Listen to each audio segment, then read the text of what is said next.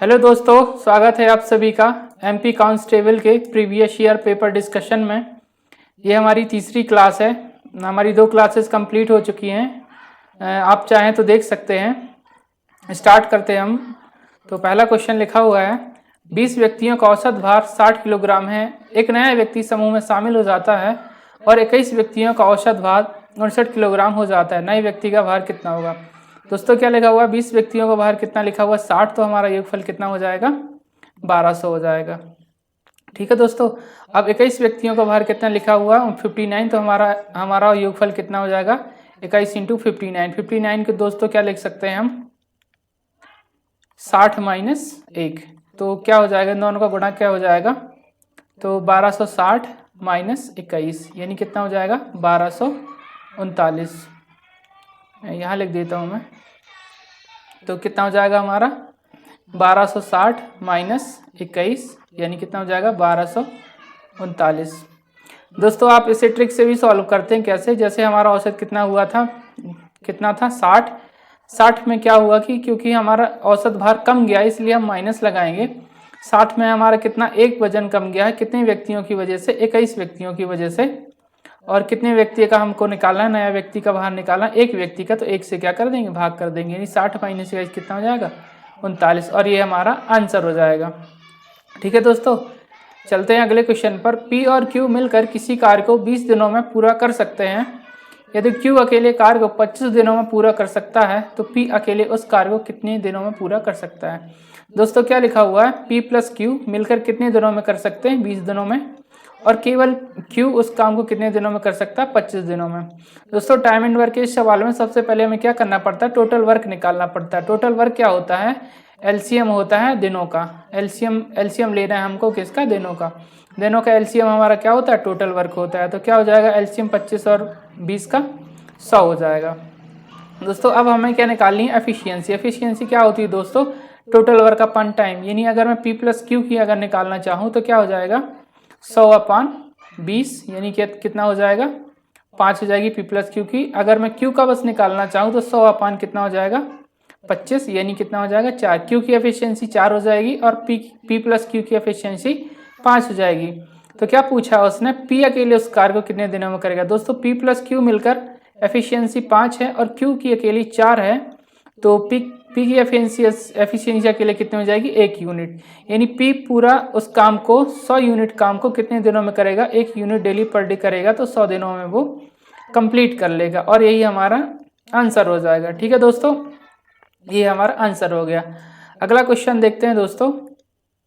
2 संख्याओं का महत्तम समापवर्तक HCF 11 है और उनका लघुत्तम समापवर्तक LCM 693 है। यदि उनमें एक संख्या 77 है तो दूसरी संख्या क्या होगी?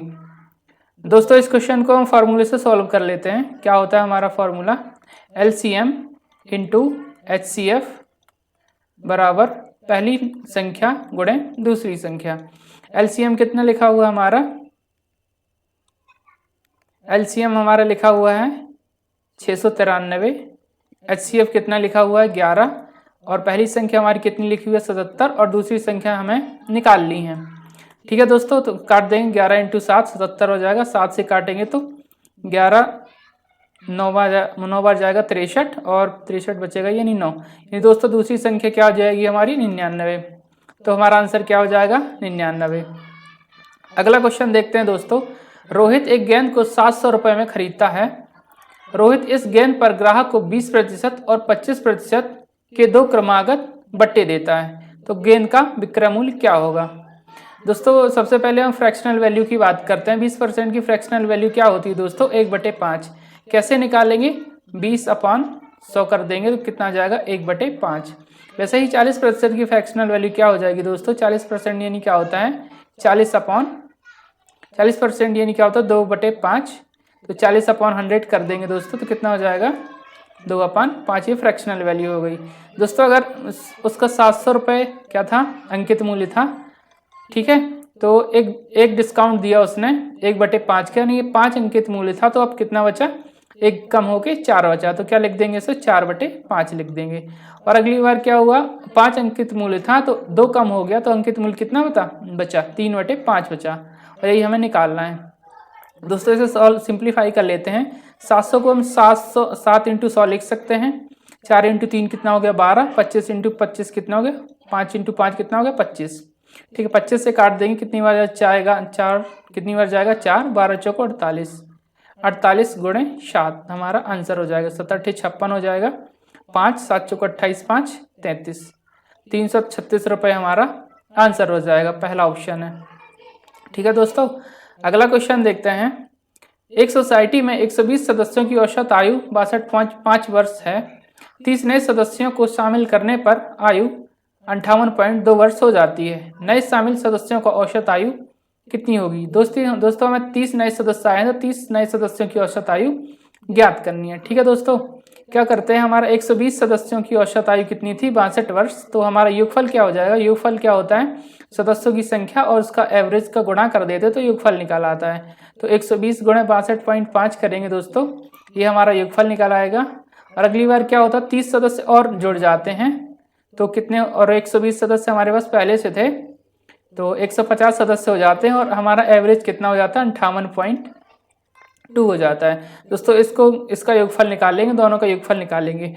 दोनों का योगफल का दोस्तों जो अंतर आएगा, उस अंतर में हम 30 का भाग दे देंगे, तो हमें नए शामिल सदस्यों का औसत पता चल जाएगा। ठीक है दोस्तों, ये आपके लिए होमवर्क हो जाएगा। और इसकी मैं बेस्ट ट्रिक बताता हूँ, करना क्या है आपको, हमारा औसत कितना था 62.5 था, और घटकर कितना हो गया 58.2 हो गया।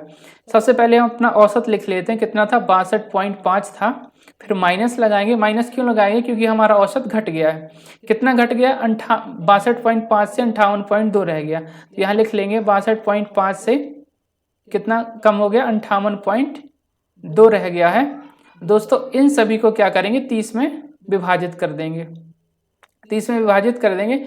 उससे पहले क्या करेंगे, हम उन सारे मेंबर्स का गुणा करते हैं जिसकी वजह से तो हमारे औसत में कमी आई है। कितने व्यक्तियों की कमी आई है, 120 व्यक्ति और 30 व्यक्ति, कुल मिला के इतनी व्यक्तियों की कमी आ गई है औसत में।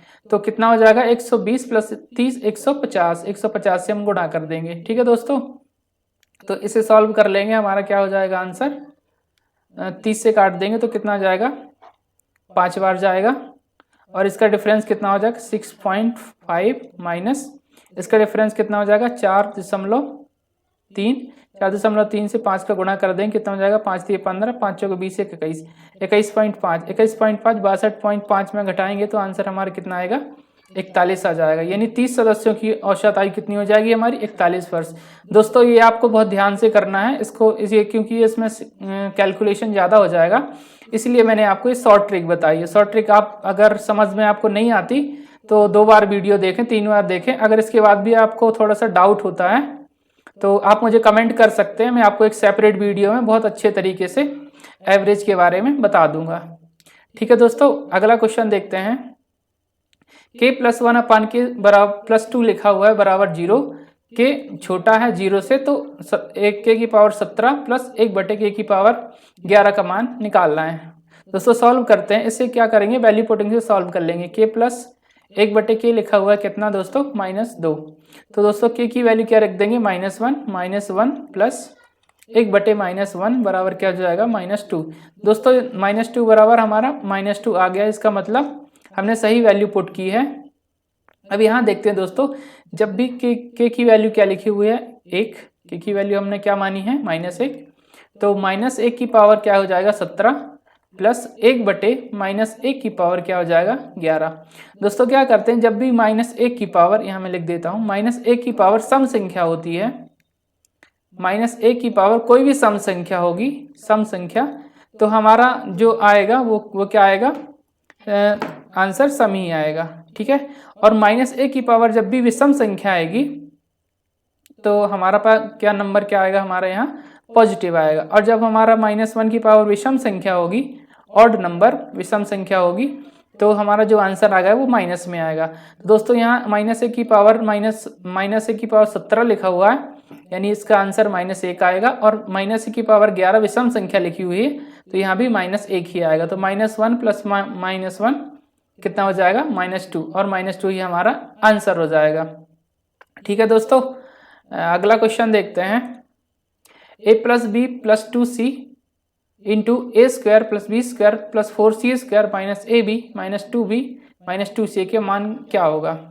दोस्तों ये फॉर्मूला ही लिखा हुआ है, मैं आपको फॉर्मूला बता देता हूँ क्या होता है formula. A cube plus b cube plus c cube minus 3ab बराबर क्या होता है a plus b plus c into a square plus b square plus c square minus a b minus b c minus c a. ये दोस्तों हमारा formula होता है। आप देखेंगे कि a plus b plus c तो सेम लिखा, a plus b plus c यहाँ भी लिखा है, ये भी लिखा है, बस यहाँ सी लिखा हुआ और यहाँ क्या लिखा हुआ है 2c लिखा हुआ है। ठीक है दोस्तों, तो क्या हो जाएगा हमारा answer a cube plus b cube plus c cube minus 3 into a into b into c की जगह हमको केवल 2c रखना है, तो यहाँ कितना हो जाएगा 2c। तो हमारा आंसर क्या आ जाएगा a cube plus b cube plus c cube minus 6ab बराबर ये हमारा सेम लिखा हुआ है। तो हमारा आंसर क्या हो जाएगा a cube plus b cube plus c cube, cube लिखा हुआ है दोस्तों, तो 2 का क्यूब कितना हो जाएगा 8 माइनस 6abc। सॉरी दोस्तों, यहाँ पास मुझे सी की वैल्यू 2c रखनी थी, 2c अगर रखते सी की वैल्यू तो हमारा आंसर क्या आ जाता 2c की पावर क्यूब हो जाएगा, तो 8c क्यूब हो जाएगा। ठीक है दोस्तों, ये आप देख लेना। मैं आपको फॉर्मूले भी बता देता हूँ कुछ, जैसे a cube plus b cube plus c cube minus 3abc के कितने फार्मूले होते हैं, लगभग 4 फार्मूले होते हैं, चारों मैं आपको बता देता हूँ। तो लिखते हैं a cube plus b cube plus c cube minus 3abc। दोस्तों इसके 4 फार्मूले होते हैं, होता फार्मूला एक ही है, उसको 4 प्रकार से लिख सकते हैं। ठीक है, तो इसको मैं बता देता हूँ क्या होता है a plus b plus c into a square plus b square plus c square minus a b minus b c minus c a. ठीक है दोस्तों, एक फार्मूला ये हो गया, और अगला फॉर्मूला मैं बताता हूँ क्या होता है। क्या होगा कि 1 2 तीसरी टर्म ये हो गई, ठीक है, और चौथी टर्म ये पूरी हो जाती है। तो क्या होता है एग्जाम में कोई भी 3 टर्म दे देता आपको और चौथी टर्म पूछ लेता है। अगर इस और इस फॉर्मूले की बात करूँ तो 1 टर्म 2 टर्म तीसरी टर्म ये और चौथी टर्म ये पूरी। तो दोस्तों 4 टर्म में से कोई भी 1 टर्म आपसे पूछेगा और 3 टर्म आपको देगा एग्जाम में। ठीक है दोस्तों, ये बहुत इंपॉर्टेंट फॉर्मूले हैं और किसी सेपरेट वीडियो में इनका अप्लाई करने का तरीका बता दूंगा, तो आप देख लेना। ठीक है, उससे पहले आप इनको एक बार रिवाइज ज़रूर कर लें क्योंकि एग्ज़ाम में आ जाते हैं। ठीक है, अगला क्वेश्चन देखते हैं दोस्तों। 2 संख्याओं में से छोटी संख्या का 20% बड़ी संख्या के 14% के बराबर है।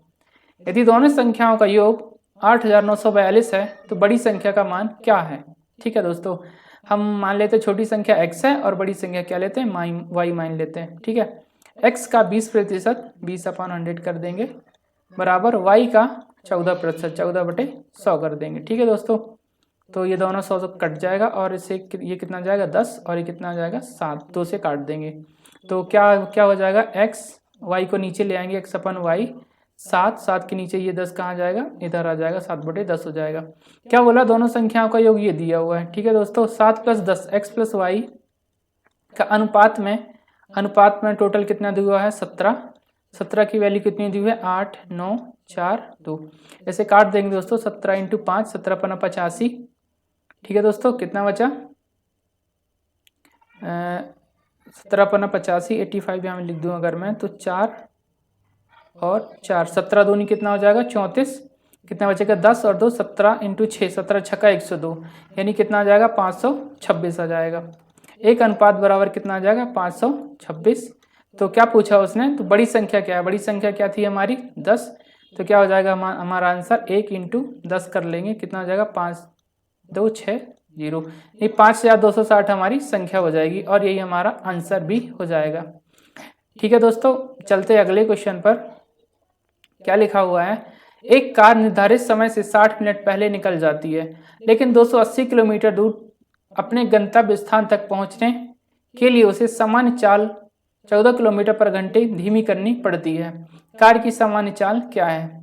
दोस्तों अगर कोई व्यक्ति है 280 किलोमीटर पर आवर से जाता है और एक्स स्पीड मतलब सामान्य चाल मान लेते हैं एक्स को, एक्स स्पीड यानी सामान्य चाल से जाता है तो समय पर पहुंच जाता है। ठीक है दोस्तों, पर ऐसा हुआ क्या कि वो 1 घंटे पहले ही निकल गया, जिससे उसे क्या करना पड़ा, 280 किलोमीटर डिस्टेंस चलनी थी और वो अपनी स्पीड को 14 कम करनी पड़ी, जिससे क्या हुआ, दोनों का अंतर कितना आ गया, 1 घंटे आ गया, यानी 60 मिनट। 60 मिनट लिख देते हैं, 1 घंटे में 1 घंटे उसे लग गया। दोस्तों इस क्वेश्चन को हम ऑप्शन से करेंगे, आप कोई भी ऑप्शन पिक करके देख लेना, क्योंकि मुझे पता है आंसर ये है, तो मैं यही पिक करके देख रहा हूँ, क्योंकि यहाँ बहुत शोर हो रहा है, उसकी वजह से वीडियो में बहुत ज़्यादा प्रॉब्लम हो रही है। तो क्या करेंगे, अगर 70 लेते हैं अपन तो 280 अपान क्या हो जाएगा, 70 में से 14 घटा देंगे, कितना आएगा 56 माइनस 280 अपॉन कितना हो जाएगा 70 कर देंगे तो 7 से 60 कट जाएगा बराबर 1।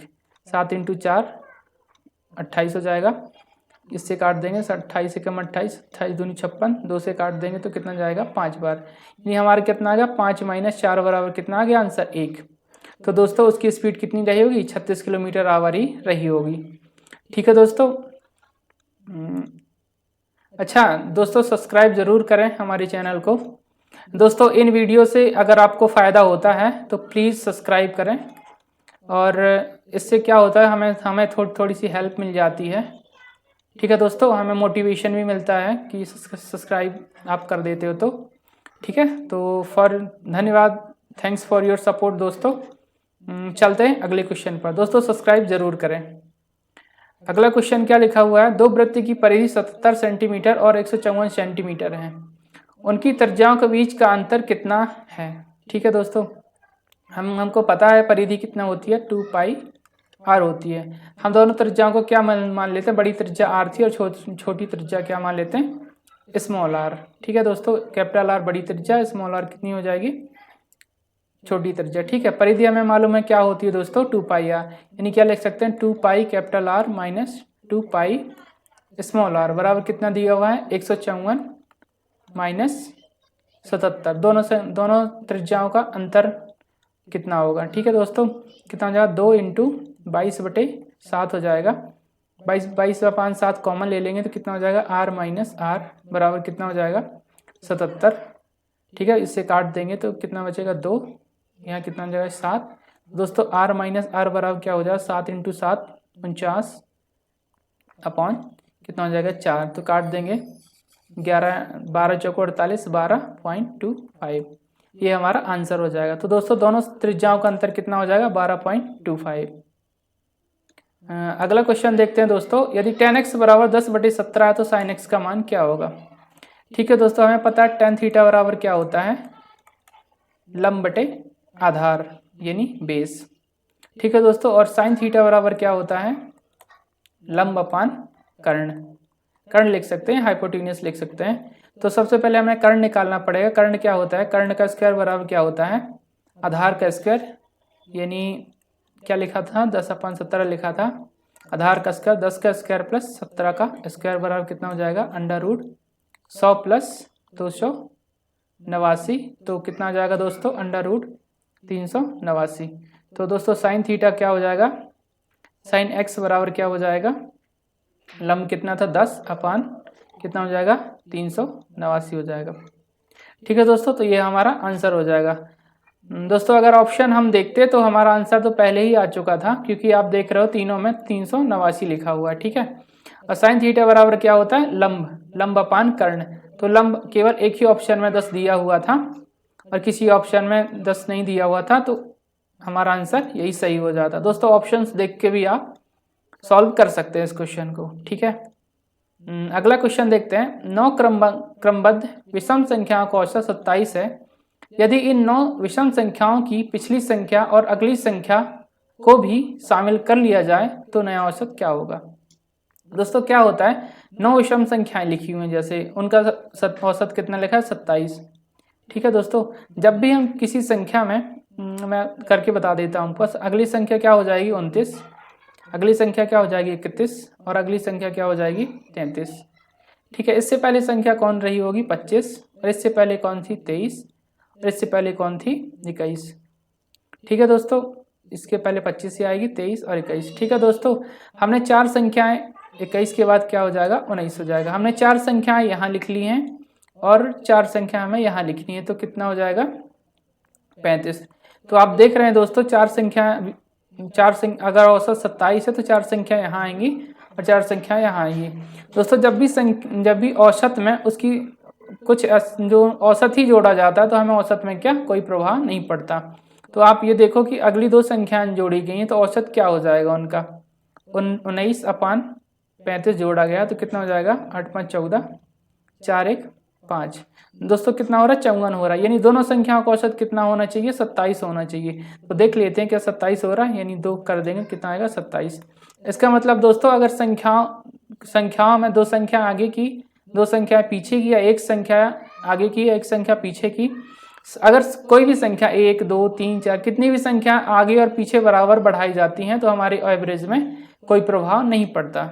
ठीक है दोस्तों, आप यहाँ से भी इन दोनों का टोटल करके अपन 2 करेंगे तब भी 27 आएगा, इनका भी करेंगे दोनों को जोड़ के तब भी 27 आएगा, और अगली संख्या भी लिखेंगे इसके पहले और अगली संख्या भी लिखेंगे इसके पहले, उन दोनों को भी जोड़ के अगर एवरेज निकालेंगे उनका तो भी 27 ही आएगा।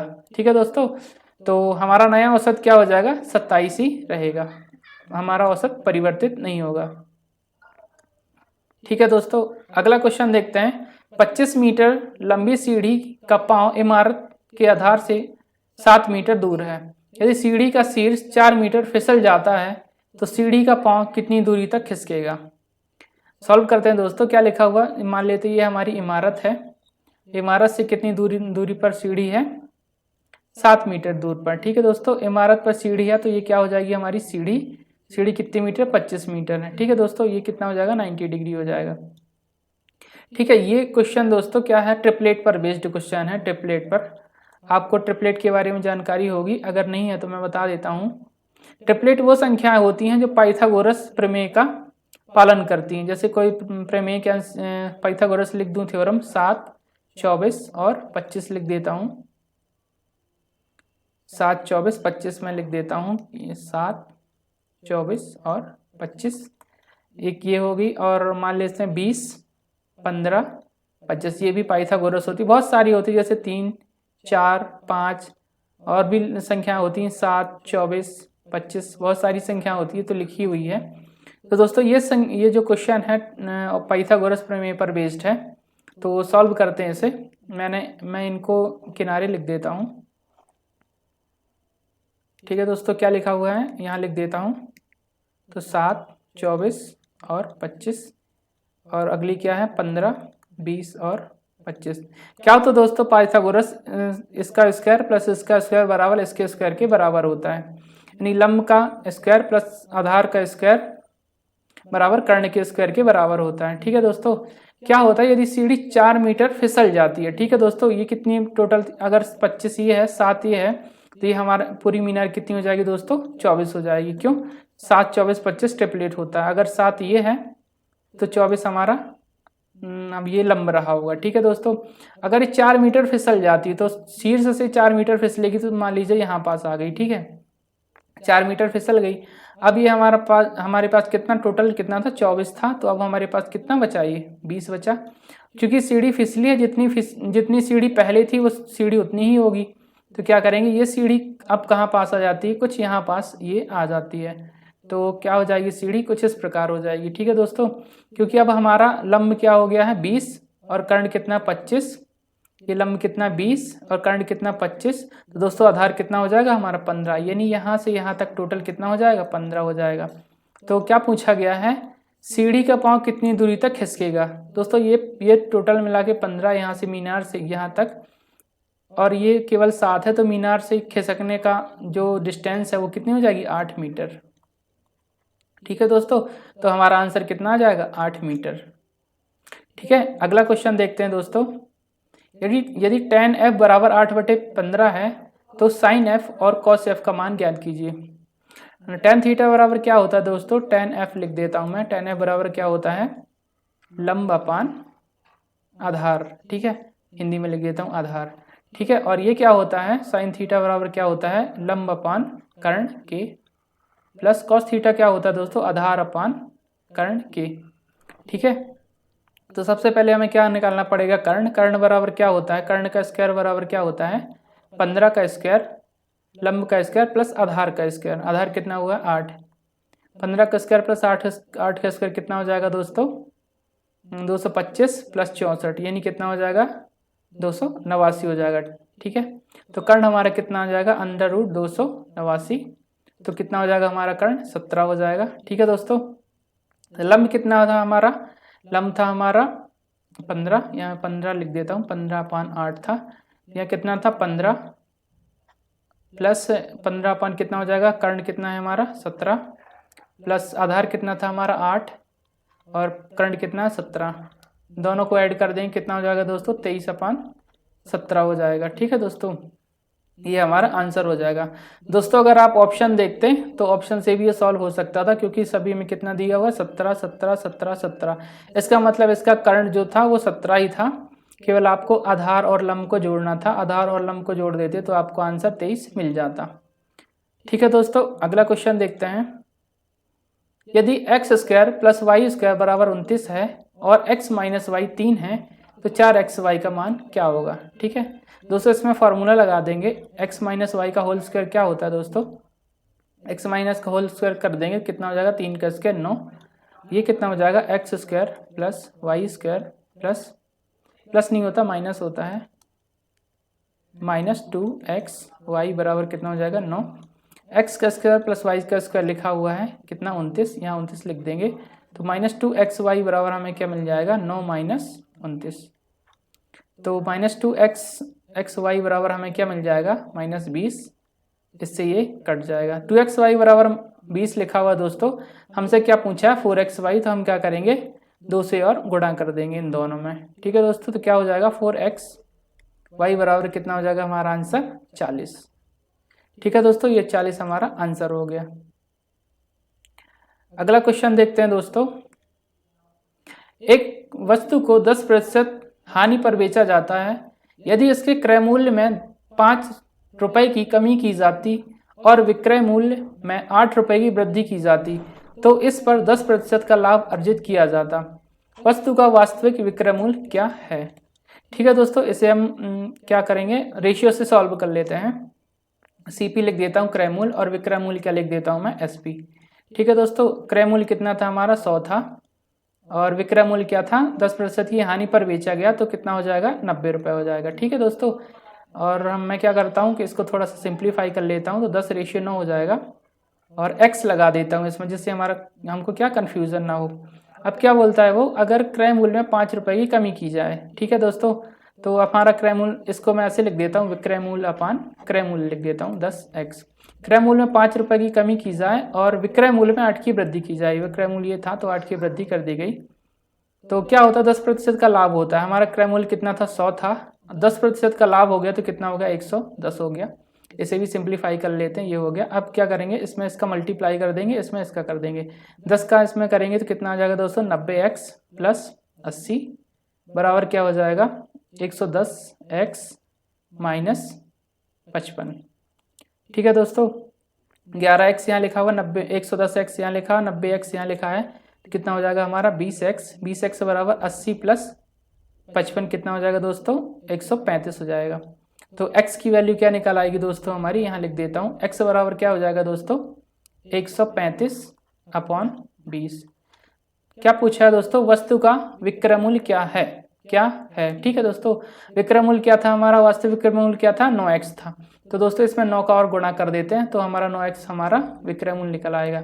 इसको सॉल्व कर देंगे तो कितना हो जाएगा, अगर मैं गुणा कर दूं तो 5 नाम 45 हो जाएगा, 4 9 3 27, 27 4 31, 1 हो जाएगा, 3 बचेगा, 9 एकम 9 9 3 12, 1215 अपान कितना हो जाएगा 20।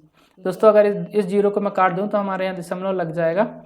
121 अपान 121.5/2 कर देंगे तो क्या हो जाएगा 60.75। ठीक है दोस्तों, लिखा हुआ, हाँ दूसरा ऑप्शन है, तो दूसरा ऑप्शन हमारा आंसर हो जाएगा दोस्तों। तो इस वस्तु का वास्तविक विक्रय मूल्य क्या था दोस्तों 60 रुपये 75 पैसे। अगला क्वेश्चन देखते हैं दोस्तों, क्या लिखा हुआ है। यदि एक घन का कुल पृष्ठीय क्षेत्रफल 384 सेंटीमीटर स्क्वायर है तो घन का आयतन क्या है। ठीक है दोस्तों, हमको पता है घन का कुल पृष्ठीय क्षेत्रफल क्या होता है दोस्तों 6a²। घन की भुजा क्या होती है a। इसको मैं समझा देता हूँ। सपोज आपका ये घन बना हुआ है, ठीक है, इस प्रकार से घन बना हुआ है। तो इसमें क्या क्या हो जाता है कि आपकी 4 साइड्स होती हैं, ऊपर की, नीचे की, ये और ये 4 साइड ये हो गई। ऊपर नीचे अगल बगल चारों मिला के और प्लस 2 साइड टॉप और बॉटम अपन काउंट कर लेते तो 6 साइड हो जाती हैं। तो 6a² हमारा टोटल सरफेस एरिया हो जाता है। तो क्या हो जाता है 384 लिखा हुआ है, 6 से काट देंगे, 6 बार जाएगा, 6 × 4 64। तो a² बराबर 64 लिखा है। तो a बराबर कितना हो जाएगा दोस्तों 8 × 8 होता है 64। तो a बराबर भुजा हमको क्या मिल जाएगी 8 सेंटीमीटर मिल जाएगी। अब आयतन क्या होता है दोस्तों a³ आयतन होता है। तो 8 का क्यूब क्या हो जाता है दोस्तों 512 सेंटीमीटर क्यूब। ठीक है दोस्तों, ये हमारा आंसर हो जाएगा। अगला क्वेश्चन देखते हैं दोस्तों। एक धनराशि पर 2 वर्ष के लिए चक्रवृद्धि ब्याज RS कितनी थी 4180 है। यदि वार्षिक ब्याज दर 20% है तो धनराशि कितनी है। ठीक है दोस्तों, इन क्वेश्चंस को मैंने सॉल्व करने के लिए पिछले वीडियो में बताया था दोस्तों कि आप सक्सेसिव कैसे यूज कर सकते हैं। 2 साल का सक्सेसिव और 3 साल का सक्सेसिव आप कैसे निकाल सकते हैं। तो अगर आप सक्सेसिव से अगर क्वेश्चन सॉल्व करना चाहते हैं तो पिछला वाला वीडियो देख लीजिए, आपको आने लग जाएगा। ठीक है दोस्तों, इसमें भी मैं बता देता हूँ 2 साल का सक्सेसिव क्या होता है। 2 साल का सक्सेसिव निकालने के लिए क्या करते हैं 2 × r होती है हमारी रेट यानी दर, प्लस r² दर का स्क्वायर अपान 100 कर देते हैं। तो हमको 2 साल का कंपाउंड इंटरेस्ट की रेट मिल जाती है। ठीक है दोस्तों, 2 × 20 कितना हो जाएगा दोस्तों 40, प्लस r² यानी 20 का स्क्वायर अपान 100। तो कितना हो जाएगा 40 प्लस 400/100। तो ये दोनों कट जाएंगे यानी कितना हो जाएगा हमारी रेट दर कितनी निकल आएगी 44% हो जाएगी। ठीक है दोस्तों, अब हमें क्या करना है, ये जो दिया हुआ है ये क्या दिया हुआ हमारा चक्रवृद्धि ब्याज दिया है, यानी 44% की वैल्यू क्या दी हुई दोस्तों 44% की वैल्यू दी हुई है 4180 दी हुई है।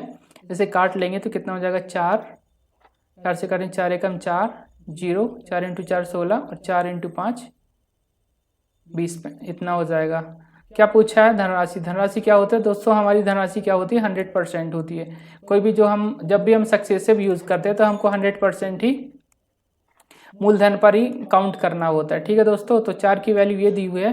हम क्या करते हैं अगर 4 की वैल्यू दी हुई है 1045 तो क्या करते हैं दोस्तों 25 से गुणा कर देते हैं। ठीक है, 25 से गुणा कर देंगे तो क्या हो जाएगा 100% हो जाएगा, 100% हो जाएगा और 100% की वैल्यू हमें मिल जाएगी। 25 को गुणा करेंगे तो क्या हो जाएगा, गलत हो गया लगता है, सॉरी दोस्तों, फिर से मैं इसे सॉल्व कर देता हूँ।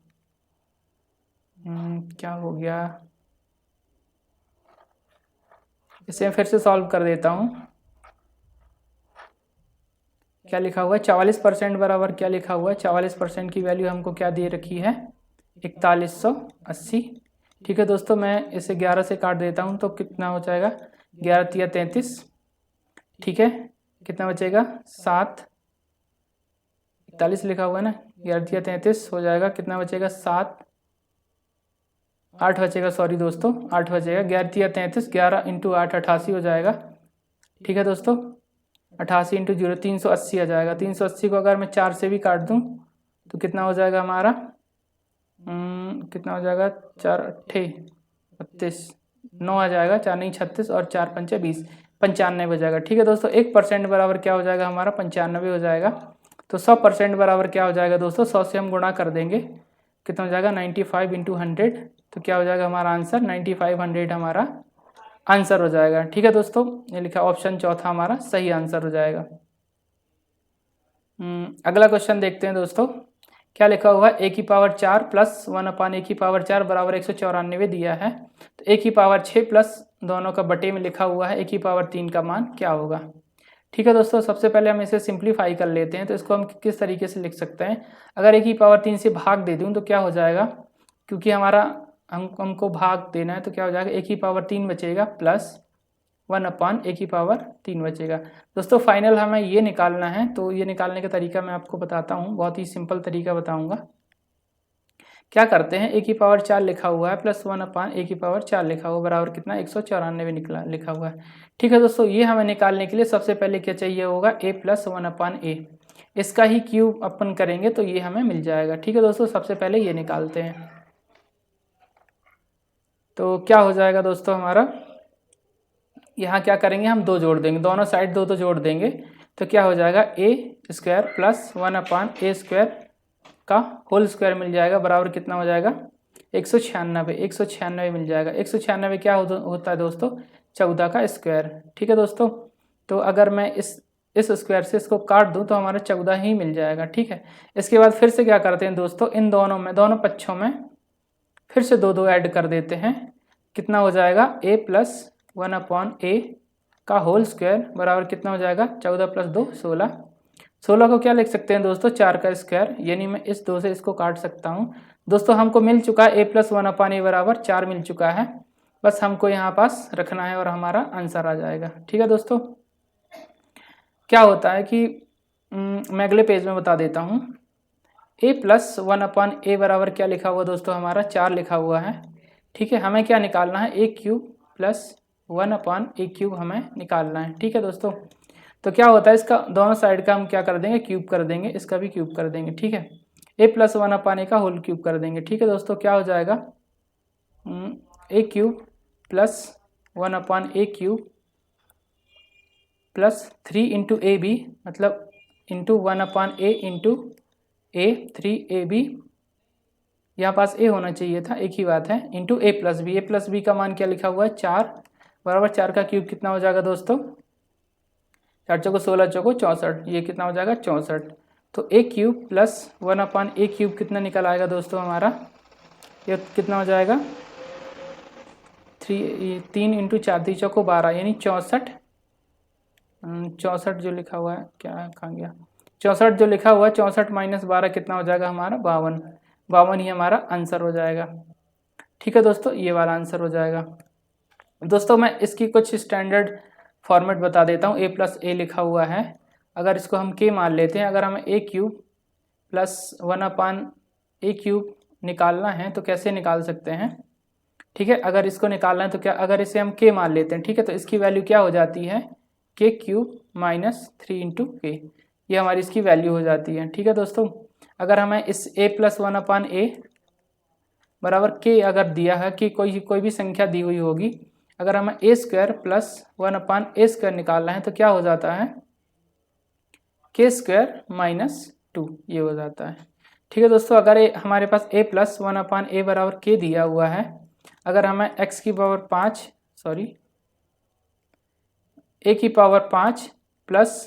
1/a⁵ निकालना है तो क्या करना पड़ेगा, x² + 1/x² निकालना पड़ेगा, यानी यहाँ से ये निकाल लेंगे हम, ये वाला, और गुणा किसका कर देंगे, इसका कर देंगे k³ - 3 की, यानी a³ + 1/a³ से गुणा कर देंगे, और लास्ट में हमें क्या घटाना पड़ता है, x + 1/x हमें घटाना पड़ता है। ठीक है दोस्तों, ऐसा ही a - 1/a का फॉर्मेट होता है, वो मैं आपको अगले वीडियो में बता दूंगा। ठीक है दोस्तों, अभी थोड़ी सी प्रॉब्लम चल रही है।